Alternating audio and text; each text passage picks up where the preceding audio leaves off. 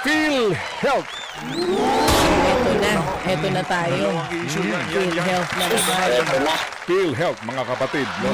Ito na ho. Meron po tayong bit-bit na balita dito at ito po'y wala pa sa balita ngayon. Mamaya po natin ito pag-uusapan. Daanan natin ng budget deliberations. At saka yung sinasabing bycam na yan, na photo op lang pala, di ba? Picture-picture lang. Nagpulong sila doon. Saan? Sa Manila Hotel. Gumasta pa kayo ng pagkalaki-laki.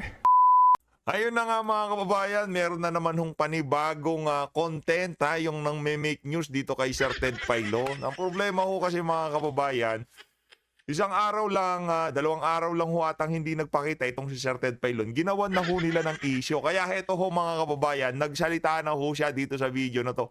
Bumalik na ho siya sa kanyang programa na Ted Filon, DJ Chacha sa True FM. Mamaya ho, papakinggan ho natin. Merong 2 bagong issue na pag-uusapan. Pero bago ho lahat ng yan mga kababayan, isang like at isang subscribe. Masaya na ho tayo dyan sa mga gustong sumali sa ating community. Yung join button, nandyan lang ho sa baba. Ayun na nga mga kababayan.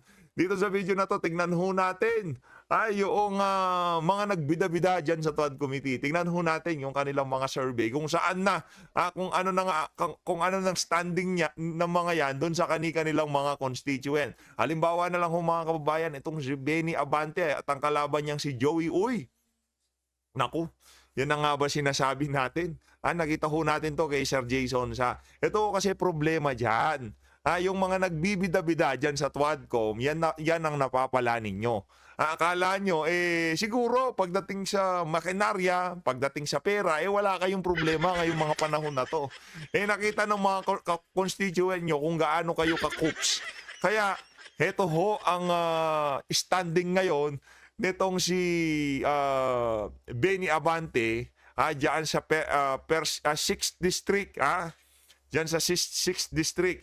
Ang kalaban niya ho'y nakakuha ng 49.6%. At itong si Benny Abante, 35.3% lamang ho ang undecided, 15.1%. Ang problema ho dito, yung mga undecided na yan, pag nakita ho nila yung mga video nitong si Benny Abante na nagsisirculate sa social media, panigurado ho tayo mga kababayan, lalo ho nilang hindi iboboto yung mama na yan. Dahil nakita nyo ho, malamang sa malamang, kung sinusundan nyo ho yung mga vlog natin dito sa PH Update, nakita nyo ho kung gaano kawalang kwenta yung si Benny Abante, kung paano ho niya pinapahiya yung mga resource person na iniimbitahan nila dyan sa mga hearing na nangyayari dyan sa House of Representatives. Ito pa ho mga kababayan, ito hong pinaka-latest na senatorial survey. Ito ho yung pinaka-latest. SWS naman ho ito mga kababayan. Nanguna pa rin ho itong si Representative Erwin Tulfo. Hindi ho natin malaman kung bakit lokong-loko ang sambayan ng Pilipino dito sa mga tulpo na to. Again, yaang nangyayari yung pinomeno na yan, pinomena na yan, dyan sa mga tulpo, nasaksihan na ho natin yan noong 2022 dito kay Marcos Jr. Kaya wag ho kayong magkakamali mga kababayan. Noong mga panahon na yun, laging nangungunay ang si Marcos Jr. sa mga survey na naglalabasan. At ano hong nangyari nung naluklok siya bilang presidente? Ganon din hong mangyayari dyan kay Erwin Tulfo kung sakaling maluklok ho siya ng pagkasenador sa 2025 midterm election. Sinundan ho siya nitong si Bong Revilla. Talaga naman, ibang klase. Talagang malalakas magbigay. Yung mga isinali dito at naglagay ho sila ng iilang mga nasa lineup ni dating Pangulong Rodrigo Duterte para kahit papaano o para mamanipula nila yung ibang mga vlogger dyan na mga uto-uto na i-content ito at talagang maging masaya dahil nakapasok itong si Senator Christopher Bongo. Bait ho yan mga kababayan. Para mapakita ho ang credibility nitong mga ganitong klaseng survey, nagsasama ho sila ng ilang mga kandidato nitong si dating Pangulong Rodrigo Duterte. Pero sa totoo ho niyan mga kababayan, ano lang ho yan, ilinagay ho nila dyan para mapakita na, ayan, credible tong survey na to. Meron ngang kandidato ni Duterte na nandito sa survey na to. Senator Christopher Bongo at itong si Pia Cayetano na nasa pangatlo hanggang ika-4 na pwesto. At ito hong si Soto, Ben Tulfo, Ping Lacson, pang number 7. Manny Pacquiao, Willie Revillame, pang number 8 to number 9. Tapos itong si Mayor Abby Binay, naku talaga naman, yung mga mayayaman na talagang mararaming pera ang nakasali dito ha. Sundan ho siya nitong pinakawalang kwentang naging senador ng Pilipinas, Lito Lapid. At nandyan ho si Camille Villar, Bato de la Rosa at Amy Marcos. Nako, naghalo na nga ho ba ang balat sa tinalupan? Ito na nga ho ba sinasabi natin? Yung mga inaasahan ho natin, yung mga matutunog na pangalan, yung mga pinag-uusapan ng mga umpukan sa kanto, ng mga tricycle driver at jeepney driver, hindi ho natin nakikita ang mga pangalan nila dito sa survey na to. Ayun na nga, anong masasabi nyo dyan? I-comment nyo ho dyan sa baba. Dito sa bahagi ng video natin na to, pakinggan na ho natin ang pagbabalik. Ito pagbabalik ho nitong si Sir Ted Pailo na talagang inaabangan ho nila ito. Kasi meron hong isang channel dyan talagang walang humpay ang pagpapakalat ng fake news. Tigil-tigilan nyo yan. Wala ho kayong mapapala dyan. Hindi sustainable. Binder dandat, ika. Hindi ako nagpapakalat na siguro medyo nagbe-bait, ika nga. Ganun ho. Hindi ho sustainable yung ganyang klaseng mga ganyang klaseng practice sa YouTube. Di ho kayo magtatagal dito kung ganyan yung mga galawan ninyo. No, eto, panoorin ho natin ito mga kababayan. Hi! Sino ka nga ulit? Ano nga ulit ang pangalan mo? Just call me Waloloy. Walo! Kung may gwapopoy, ikaw. Waloloy! Gwapong lolo, ganon? Uy, may Yan na nga ba sinasabi natin, no? Pagka narinig nyo na ho yung iconic, yung boses na nanggagaling sa ilalim ng lupa sa sobrang laki, yan sigurado yan si Sir Ted Pailo, ika nga. Ito, pakinggan ho natin. nagbabalik! Magandang good morning! Praise God! Tayo nga po ay so back today. Araw po ng Friday ngayon sa mga naghahanap sa akin. Eto na ako. Eto na siya. Sabi sa inyo nagwalis-walis lang ng bakuran kung ano ang iniisip nyo. Huwag mong kalimutan ha. Very... May content na naman ho. May content na naman. Yung mga nanto ko, di natin malaman. Much strong, very much alive. Kasi alam mo, sabi ng mga nakamiss sa'yo, next time daw, pagka daw ikaw ay mag-vacation leave, mag-iwan ka daw ng video message. Ganon. Magpa-press con ka daw sana, para daw di sila nagugulat. Kaya siguro... Magsasabi ka. Siguro maggagawa na ako ng vlog. Para sa simula pa lang, I woke up like this. And then I'm having breakfast. Tama, ganun. breakfast ko. Kumbaga, a day in the life of Ted Filon. Tsaka live, no? Araw-araw ako nasaan ka. Yun. Naku, daming content nung mga ligaw na channel dyan, no? Dami ho nilang content. Sir Ted, sige, tuloy nyo yan. So, doon ka na mapapatay. Ikaw naman, napaka-nega mo. Lahat na ng mga Hindi ba bagay, pwedeng... lahat na ng mga bagay binobroadcast. Hindi ba mo. pwedeng Anyway. doon sila magpapapicture kung nasan ka? Pero ito na nga, nagbabalik ang Alright. aking baby boy, Ted Praise Filon. God. Ang Amen. daming nakamiss sa'yo, baby. Welcome back! Salamat po na marami sa lahat ng ating mga ginigiliw na mga uring manggagawa, lalo na po yung mga walang day off, walang Pasko, walang holiday, ang dami po nila. At tayo po nagbibigay pugay po sa inyong lahat ng mga uring manggagawa na nagpapagalho talaga at ang galaw sa mundo ay patas. Patas. Amen! Mamaya, isa-isahin natin sa baby girl, ha? Naka-standby na ba kayong tagapag-asa para natin malaman ang magiging lagay ng panahon dahil Pasko, nag-uulan sa Metro Manila. Naku, antindi. Dami nang hindi nakaikot-ikot sa kanilang mga ninong at ninang. Doon sa amin sa Quezon City, parang mulan doon, ha? Talaga naman daw. Halos maging sa Central Luzon kasama Okay. yan. At O, dahil sige. daw yan sa shear line, yun ang sinasabi ng mga kapatid natin sa pag-asa. O sige po, habang tayo nakaantabay po sa ating mga kapatid sa pag-asa, muli po tayong sumalubong pa rin sa araw na ito ng paggawa na puno pa rin po ng pasalamat sa ating dakilang may likha. Ito na muna tayo. Alin? Ay sinasabi mo, ano? nakayakapan mo ng wahigpit, si nanay.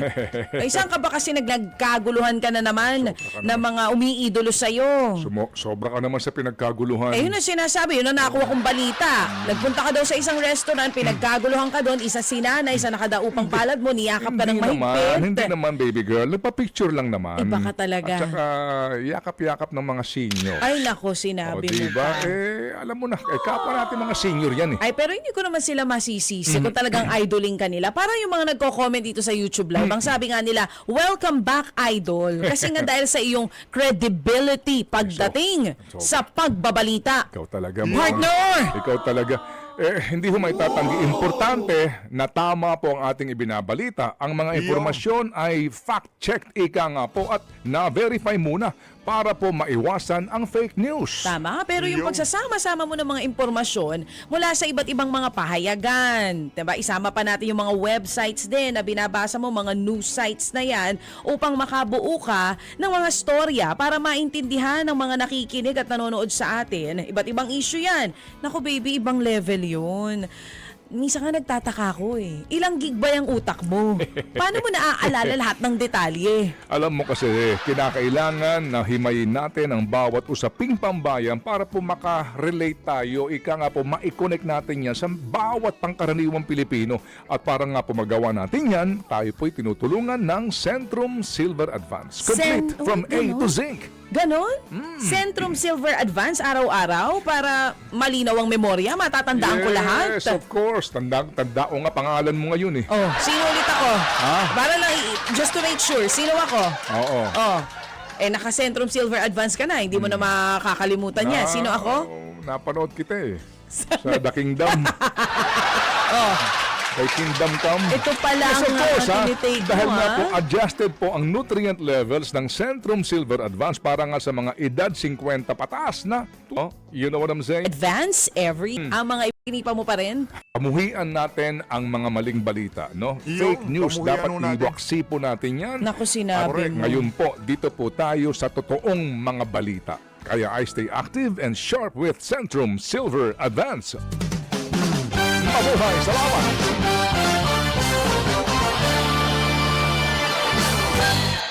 Feel Health. Eto na tayo. Dalawang issue yan. PhilHealth na naman. Feel Health, mga kapatid. No? Ito na ho. Meron po tayong bit-bit na balita dito at ito po'y wala pa sa balita ngayon. Mamaya po natin ito pag-uusapan.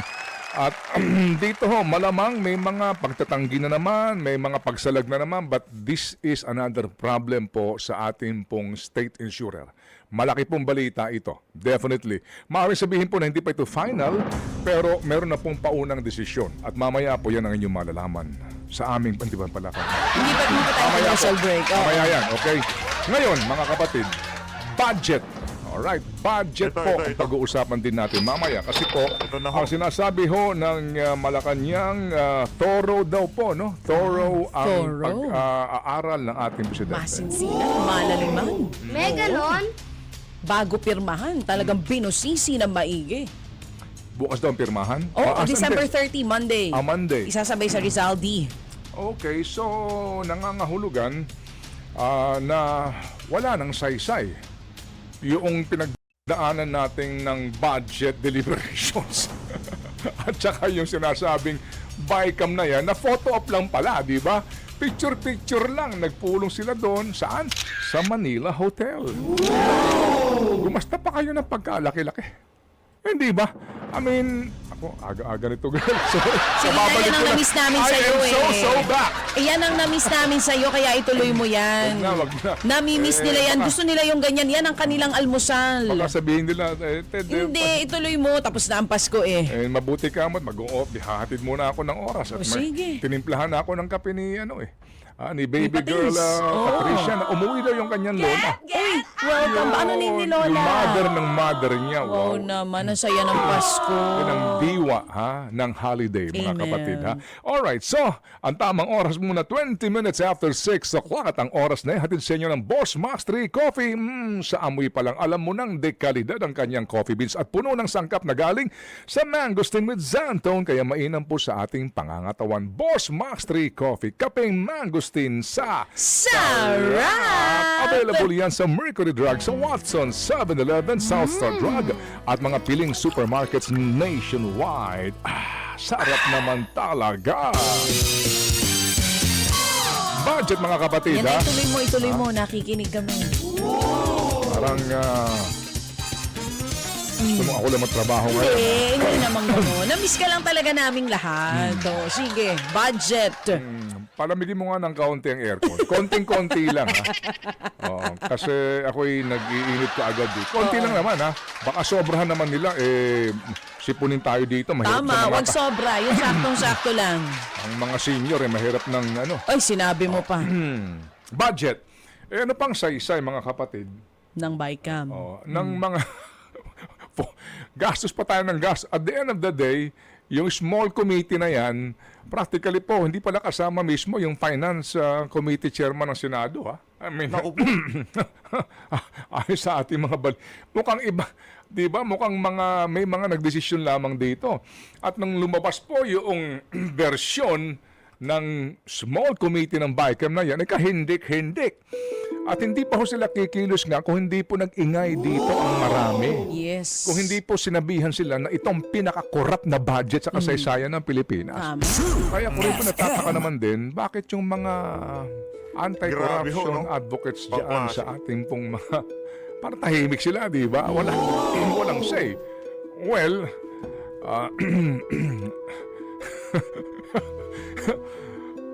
nung lumabas po itong versyon na inaprubahan ng both houses ratified, as usual po, in the Senate, well, in fairness ngayon, dadalawa. Kasi noong una isa lang dalawa. Alright, dito po sa lower house, as usual, makabayan lang. Abay, kahindik-hindik pong kinalabasan. So dahil po sa ingay at yung banta na baka mapahiya sila dahil po ito'y labag sa ating saligang batas, dadaan ngayon sa review. So sino ngayon nagre-review? Si Presidente, si Executive Secretary, si Finance Secretary, si Budget Secretary. Ito, pakinggan ho natin kung paano aatakihin itong si Sir Ted, itong issue na to. Pakinggan natin. And si NEDA at si DPWH. Nasama DPWH. Kasi sila may pinakamalaking budget Oh, diba? Nadagdagan ba naman sila ng ba't di plus niyo sinama si 289 Sani billion? Angara? Ay, Di ba? So nangangahulugan, opo, dumaan kayo sa pagkahaba-habang budget hearing, pagkalaki-laki ng istorbo sa trabaho ng mga taong gobyerno, pagkalaki-laking gastos, at the end of the day, sila din ang magre-review. At ngayon daw po, ano yun? Hihimay-himayin nila. Ano yun? How do you amend, alright, a ratified budget? So, through line veto, pag isa-isa. Baka at the end of the day, magkaroon na naman dito ng ilang pahong constitutional issue. Kasi sinasabi ho ng iba, ang mga panukala ng iba, ibalik niyo sa amin, ayusin namin. And we will ratify again. ayaw naman ng Pangulo ng Ayaw gano'n. naman daw po kasi hindi daw yun yung proseso. Hindi daw ganoon Well, yun. anyway, Kasi ratified nandiyan naman na sa nga. kanyang opisina yung dating Supreme Court Chief Justice, maalam sa batas, hintayin natin. But basically po mga kapatid, dito po sa isyong ito, kaya po nangyayari ito kasi hindi ho tayo nakikialam. Mabuti po na lamang at may mga tao, and we have to give credit sa mga tulad ko na Cielo Magno, no? At ilang pahong mga cause-oriented persons na concern sa budget na ito. Maaari pong pulaan na, i-bash na ho na kung ano-ano. Huwag niyo pansinin yun. Kasi dito mga kapatid, opo, mamaya hihimayin ko na natin to ulit. No. Itong issue po ng budget na ito para nyo maintindihan kung gaano ka-importante. Lalo pa at sa pinakahuling balita po ng Treasury Department natin. Kunin mo yung business page dyan, sinasabi ko kanina. Anong sinasabi dito sa balita? Budget deficit reached 1.2 trillion pesos in first 11 months. Yan po ay mula nga January to November 2024, mga kapatid. 1.2 trillion pesos budget deficit. Okay. Wow. So, ang nangangahulugan mga kapatid, opo. Oo. Yun daw pong revenue collection natin, 4.1 trillion pesos. Yung pong 11th-month expenditure is 5.3 trillion. Kaya 1.2 trillion ang ating deficit. Tama. So we're spending so much doon sa ating kinikita. Oo. And- Sobra ang ginagastos natin sa kinikita. Okay. So, basically po dito talaga, kinakailangan magtipid, di ba? Magtipid. Magtipid sino? Dapat gobyerno. Di po ba? Magtipid ang gobyerno. Pero again, mamaya ayoko pong ubusin pong ating oras ngayon kasi nakahanda na po kami sa mga balita. Pero nararamdaman nyo ba na nagtitipid po sila? Mawalang galang lang.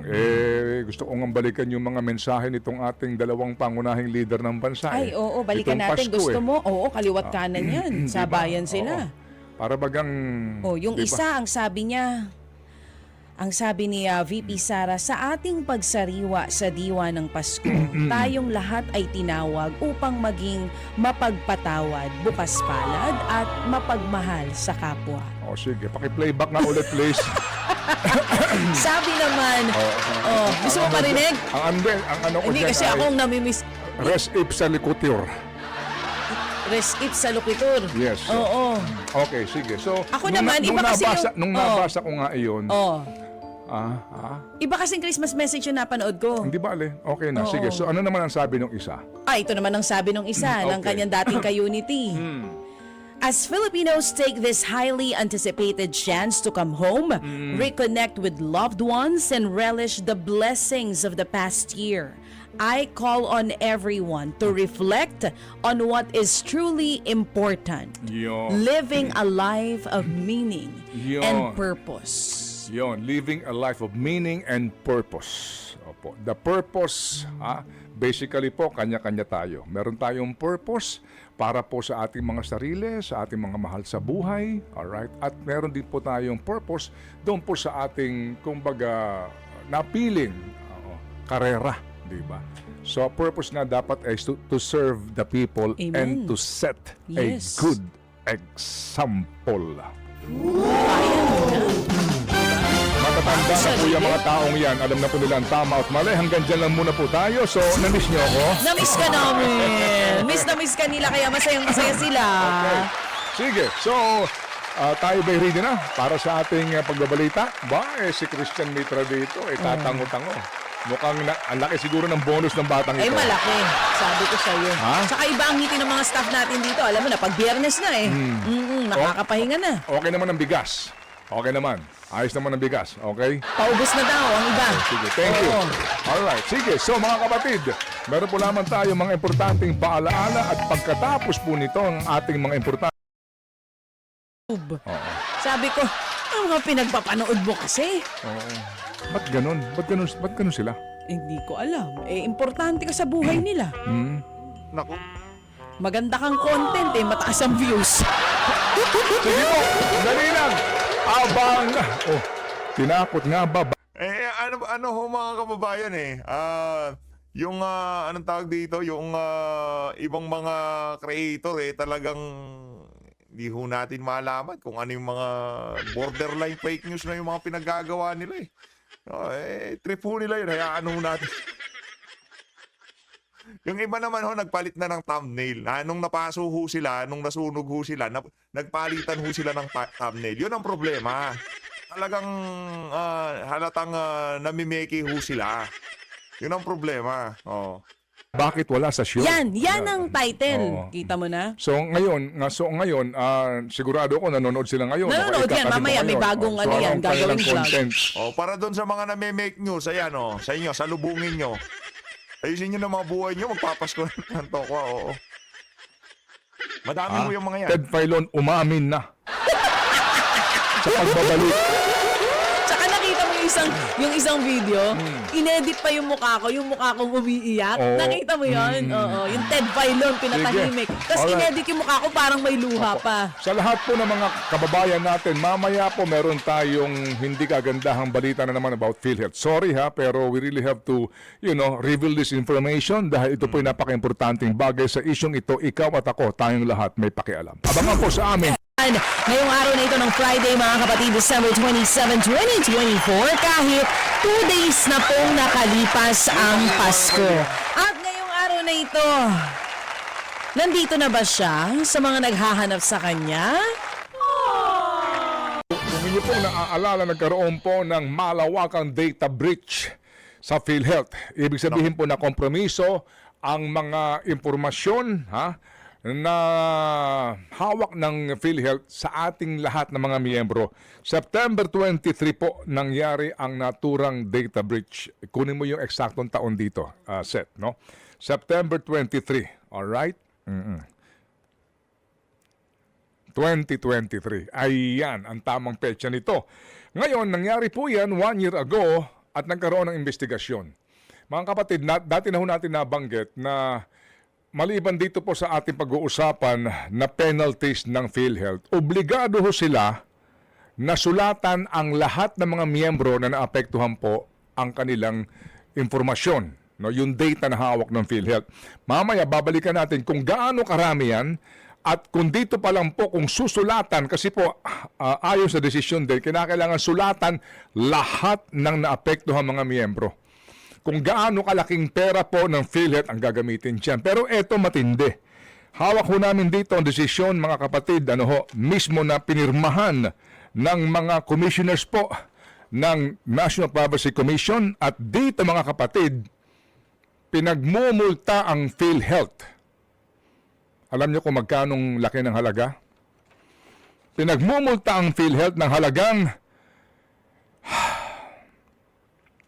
228 billion 633 million 19,710 pesos. Ulitin natin, ang pinagmumulta po sa PhilHealth dito po sa nangyaring data breach na ito ay 228.6 billion pesos. Ang detalye, abangan!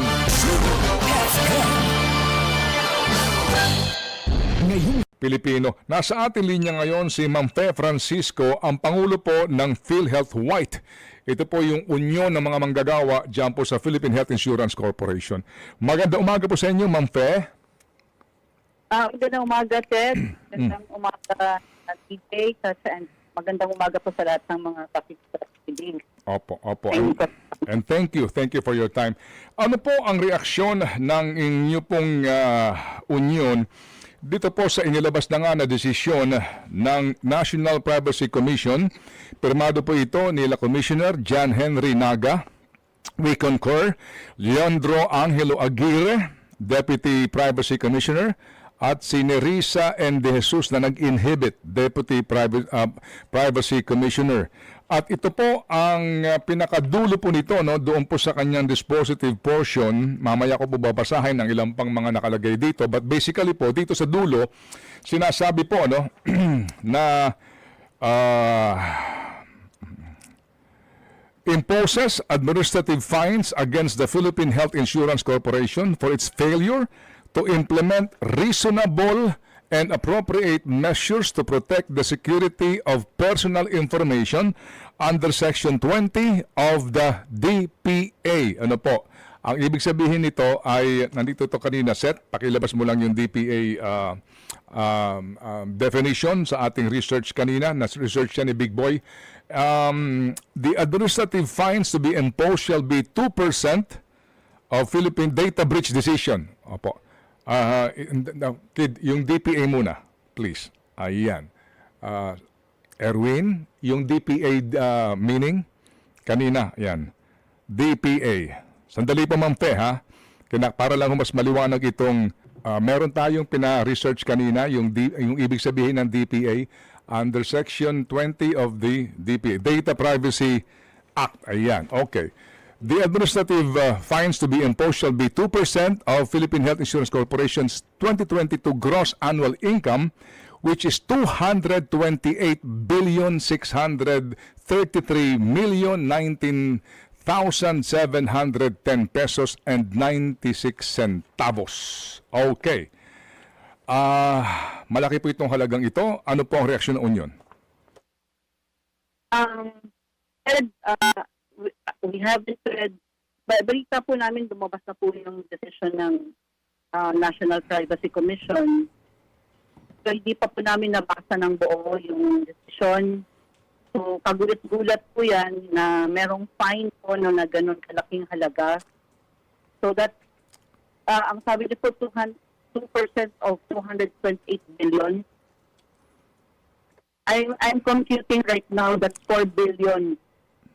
560 million. Kung 2% po yan, 4 billion, 560 million po.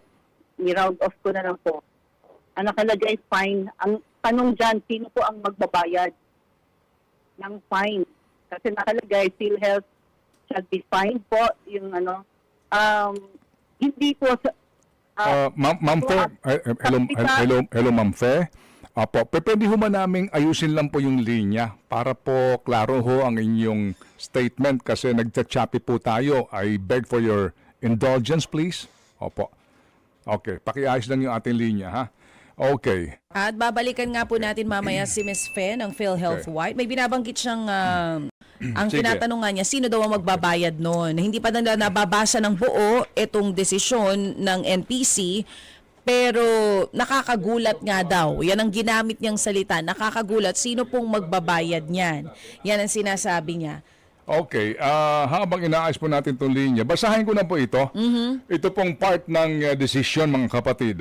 Opo, ang binabanggit po kasi dito, pagkatapos po ng napakahabang investigasyon, sa dulo po nito, no, it bears stressing that respondents' belated interest in protecting the personal data they process is vulnerability that was taken advantage by the Medusa Group when they infiltrated PHIC systems.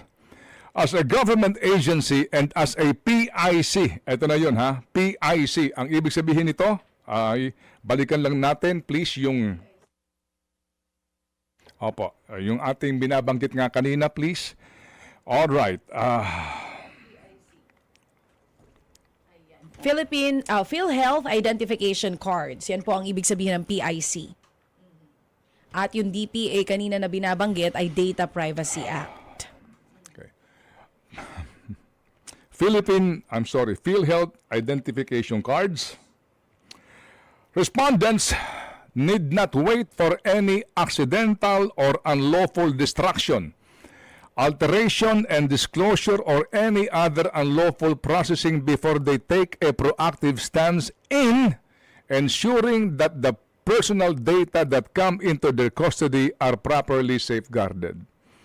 In view of the foregoing, the Commission finds the respondents' failure to implement reasonable and appropriate organizational, physical, and technical measures allowed the Medusa ransomware to gain access to its systems due to the vulnerabilities caused by PHIC's gross negligence through its responsible officers, which therefore constitutes access due to negligence under Section 26 of the Data Privacy Act.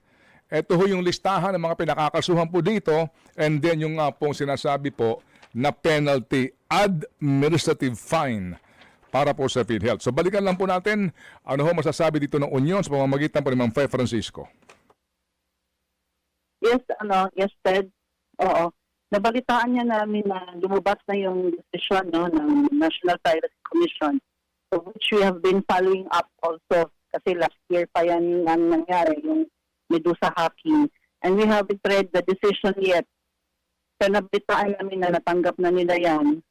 At kagulat-gulat po na 2% of 228 billion, this is the gross income of in 2022. And I've computed the 2%, which is 4,560 million. So, Hello Ma'am Fe.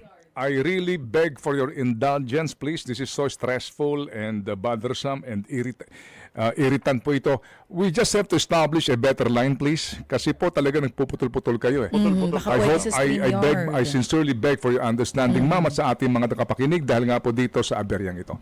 Okay? Pero ang bottom line ho dito sa issue na to mga kababayan, matinding palaisipan ho sa ating mga kababayan. Ay, sunod-sunod na ho yung issue dyan sa PhilHealth na yan. Yung pagtanggal ng subsidiya, mga miyembro yung magbabayad doon sa mga hindi naman miyembro ng PhilHealth at hindi nagko-contribute. Napakarami hong issue na dapat sagutin ngayong mga panahon na to ng PhilHealth na to. Kaya kailangan ho talaga ng magkaroon ng malalimang investigasyon kaugnay sa mga samot-saring issue na kinahaharap at ngayon ng PhilHealth. Maraming salamat ho. Mag-ingat ho kayong lahat ng Pilipinas.